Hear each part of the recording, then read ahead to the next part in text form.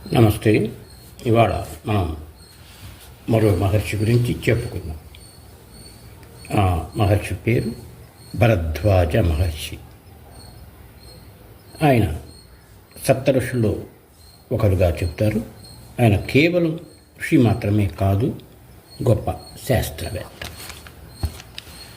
అంగీరస మహర్షికిని ఆయన భార్య శర్తకి 2 కుమారులు కలిగారు. ఒకతని పేరు ఉతజ్జుడు, రెండవ వాడు బృహస్పతి. వీళ్ళిద్దరికి కూడా పెళ్ళయింది. ఉతజ్జుడు భార్య మమత, బృహస్పతి భార్య తార. ఈ 2 జంటలు హాయిగా జీవిస్తూ ఉన్నారు. కాలం గడుస్తూ ఉంది. ఇంతలో ఉతజ్జుడి భార్య మమతకి నెల తప్పింది. గర్భంలో పిండం పెరుగుతూ ఉంది. వారి కాపురం ఎలాంటి ప్రపంచాలు లేకుండా సాగుతోంది. ఇలా ఉంటుండగా అన్నని చూడటానికి బృహస్పతి ఉదస్తుడి ఆశ్రమానికి వచ్చాడు. ఆ సమయంలో ఉదజ్జుడు ఇంట్లో లేడు. తీర్థయాత్ర నిమిత్తం బయటికి వెళ్ళాడు. మమత ఇంటికి వచ్చిన మరిదికి సకల మర్యాదలు చేసింది, గౌరవించింది. ఆదరంగా ఆయనకి భోజనం అవి పెట్టింది. మమత అతి సౌందర్యవతి. ఆమె మీద మనసు పడ్డాడు బృహస్పతి. వదిన, పైగా గర్భవతి అని కూడా చూడకుండా సిగ్గు వదిలేసి తన కామవాంఛ తీర్చమన్నాడు బృహస్పతి. అప్పుడు ఆమె మమత అన్నది, నాయన, వదిన తల్లితో సమానం. ఇలాంటి వాంఛ అపరాధం, ధర్మరీత్యా సరైంది కాదు. పైగా నేను గర్భవతిని మమత ఎంతో చెప్పింది. అయినా బృహస్పతికి ఈ మాటలు రుచించలేదు, తలకే ఎక్కలేదు. పైగా ఇది దేవర న్యాయం, సమంజసమని ఆమెతో వాదం పెట్టుకున్నాడు. ఒత్తిడి చేశాడు. ఆమెని బలాత్కారం చేశాడు, సంభోగం చేశాడు. ఇది తగదు తగదు తగదు, అలా చేయకు అని ఆమె గర్భంలో ఉన్న ఉతజ్జుడి పిండం వారిస్తున్న ఆ పిండాన్నిపై కోపం వచ్చి, బృహస్పతి, ఓరి, నీవు నన్ను వారిస్తావా?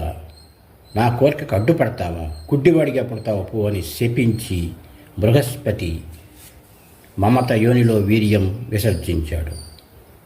అప్పుడు లోపల ఉన్న పిండం ఆ వీర్యాన్ని బయటికి తోసేసింది. బయటపడ్డ వీర్యం కూడా పిండ రూపం దాల్చింది. ఈ పిండాన్ని మమత, బృహస్పతి పట్టించుకోలేదు. నీ బిడ్డ అని వాదులాడుకున్నారు. నువ్వు పెంచుకో అని మాట అనుకున్నారు. అలా ఇద్దరు అనుకుని ఎవరి దారిని వారి పనుల్లో మునిగిపోయారు. ఇప్పుడు ఆ పిండం ఏదైతే బృహస్పతి వేద్యం నుంచి వచ్చిన ఆ పిండం గజుడు అయ్యాడు. అనంతరం కొంతకాలానికి మమత కూడా ఒక బిడ్డని కన్నది. ఆ బిడ్డ ఉతజ్జుని బిడ్డ. అతడు బృహస్పతి శపించడం వల్ల అందుడై దీర్ఘతముడని పేరు పొందాడు. గుడ్డివాడిగా పుట్టాడు. ఆయన కూడా మహామేధావి. అప్పుడు గుడ్డివాడిగా పుట్టిన ఈ ఉతజ్జుడి కొడుకు దీర్ఘతముడు తన పినతండ్రిని బృహస్పతికి ఒక శాపం ఇచ్చాడు. ఏమిటంటే, నా తల్లిని బలాత్కరించిన నీవు నీ భార్య కూడా ఇంకొకరికి లొంగినప్పుడు నా తండ్రి పడ్డ బాధపడతావు అని. అలాగే జరిగింది కదా. బృహస్పతి భార్య తారను చంద్రుడు లోబర్చుకొని ఆమెతో వ్యభిచారం చేశాడు కదా.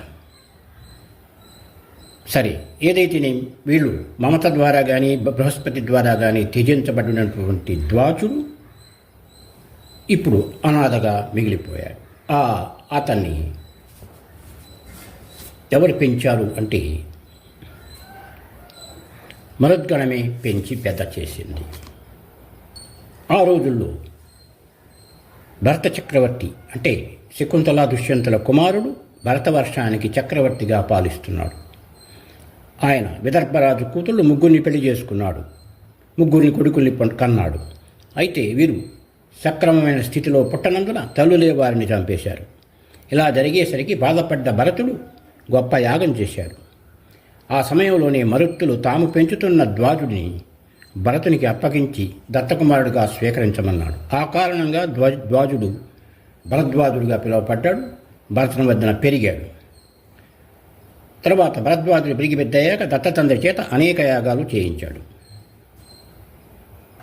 తదనంతరం భరద్వాజుడు సుశీల అనే క్షత్రియ కన్యను పెండ్లాడి గర్గ అనే కొడుకుని, దేవపర్ణి అనే కూతుర్ని కన్నాడు. అదిగాక యజ్ఞం ద్వారా కూడా భూమన్యు అనే కొడుకుని కన్నాడని చెప్తారు. అలా భరతుని వంశాన్ని నిలబెట్టిన భరద్వాజుడు గంగా తీరం చేరి తపస్సు చేసుకోసాగాడు. ఓనాడు గంగా స్థానానికి వెళ్ళినప్పుడు ఘృతాచి అనే అప్సరస భామిని అక్కడ నగ్నంగా చరిస్తూ ఉన్నది. ఆ నగ్న స్వరూపాన్ని చూసిన భరద్వాజుడు కామప్రేరితుడయ్యాడు. ఆయన వీర్యం వెంటనే స్ఖలించబడింది. స్ఖలిస్తున్న వీర్యాన్ని ఆయన అరచేతితో ద్రోణంలా చేసి పట్టుకొని దాన్ని ఒక కుండలో భద్రపరిచాడు. ఆ కుండ నుండి ఒక శిశువు ఉద్భవించాడు. ఆ శిశువు ఎవరో కాదు, ద్రోణాచార్యుడు, కురుపాండవుల గురువు. ఈ ద్రోణుడు గొప్ప ఆయుధ శాస్త్రవేత్త. అస్త్రశస్త్రాలను ఆయన ప్రయోగించగలడు, వ్యూహాలను పన్నగలడు. ఇతని కుమారుడే అశ్వత్థామగా మనకు తెలుసు కదా. కొన్ని చోట్ల భరద్వాజునికి 2 కొడుకులు 2 కూతుళ్ళని ఒక గాథ చెబుతోంది. ఈ కూతుళ్ళ పెళ్ళిళ్ళు కూడా అయిపోయాయి. కానీ వారి భర్తలు వారిని వదిలేయటం విశేషం. పెద్ద కూతురు ఇలావిద విశ్రవసుని పెళ్ళాడి యక్షరాజు కుబేరుణ్ణి కన్నది. ఆ తర్వాత విశ్రవసు ఆమెను వదిలేసేసి రావణుడి తల్లి కైకసిని పెళ్ళాడాడు. ఇక ఆయన 2వ కూతురు కాత్యాయని యాజ్ఞవల్క్యుడిని పెళ్ళాడింది. అయితే ఆయన తన సంపదనంతా కాత్యాయని పరం చేసేసి తనని ప్రేమించిన మైత్రేయిని పెళ్ళాడాడు. అయితే మైత్రేయి కాత్యాయనుల భర్త నుండి భౌతిక సంపదగా గురించి కాక వేద విజ్ఞానం పొందాలని ఆశించడం ఒక విశేషం. తర్వాత త్రేతాయుగంలో తండ్రికి ఇచ్చిన మాట కోసం రాముడు వనవాసం బయలుదేరి గుహుడు సహాయంతో గంగానదిని దాటి భరద్వాజాశ్రమానికి చేరాడు. ఆ మహర్షి ఈ సీతారామ లక్ష్మణులను పరిచయం చేసుకొని వారిని ఆదరించి ఆతిథ్యం ఇచ్చాడు. రాముడు ఆశ్రమవాసం చేయటానికి చిత్రకూటం చక్కగా ఉంటుంది, సౌకర్యంగా ఉంటుంది, అక్కడికి వెళ్ళి అక్కడ ఆశ్రమం కట్టుకోమని చెప్పి రాముడికి సలహా ఇచ్చింది భరద్వాజుడు. రాముడు ఆ సలహాని గౌరవంగా పాటించి యమునను దాటి చిత్రకూటంపై పర్ణశాల కట్టుకున్నాడు. తర్వాత రాముడిని కలవటానికి బయలుదేరిన భరతుడు కూడా భరద్వాజాశ్రమం సందర్శించాడు. ఆ తర్వాత కాలంలో పాదుకా పట్టాభిషేక సన్నివేశం అన్నమాట ఇది. భరతుడిని భరద్వాజుడు ఆదరించి అతనికి ద్రోహచింత ఏమీ లేదని తెలుసుకొని రాముడు చిత్రకూటంలో పర్ణశాల నిర్మించుకుని ఉన్నాడని ఆయన ఆచూకీ చెప్పాడు. ఆ రాత్రికి భరతుడిని ఆయన వెంటనే వచ్చిన సైన్యాన్ని అక్కడే ఉండమని కోరాడు.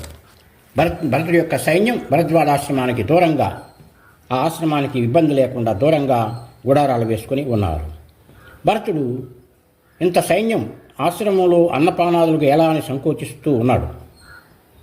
భరతుడు అతన్ని సముదాయించాడు. ఈ రాత్రంతా తన ఆశ్రమంలోనే విశ్రాంతి తీసుకోమన్నాడు. అప్పుడు వారందరికీ అన్నపానాలకి సౌకర్యాలకి ఒక గొప్ప విందు ఏర్పాటు చేశాడు. తన తపోశక్తితోటి దేవతలందరినీ పిలిచి భరతునికి అతని సైన్యానికి కావలసిన అన్ని మర్యాదలు చేయించాడు. దేవతలు ఒక్కొక్కరికి ఒక్కొక్క పని నిర్వహించారు. దేవతలు నదులన్నీ అక్కడ అవతరించాయి. కొన్ని నదులు సైన్యానికి కావలసిన మద్యంగా మారిపోయాయి. దైవలోకం నుంచి వచ్చినటువంటి అప్సరసలు నాట్యమాడారు. గంధర్వులు గానం చేశారు. ఆ ఆశ్రమం చుట్టూ ఉన్న చెట్లు స్త్రీలైపోయి సైనికుల్ని ఆనందపరవశులను చేశారు. భవనాలు, నివాసాలు, తోటలు ఏర్పడ్డాయి.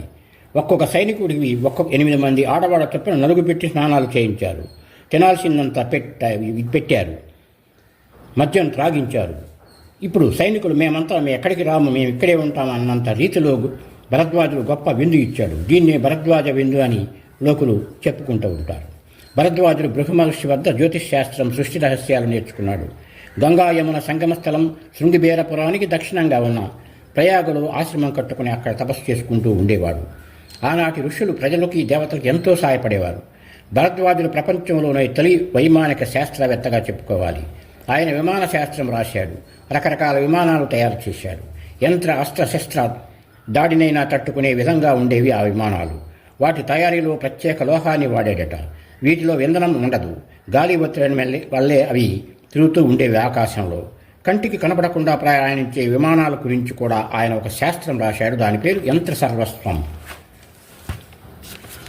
వాటిలో ట్రాన్స్మిటర్స్ కూడా అమర్చబడి ఉండేవట.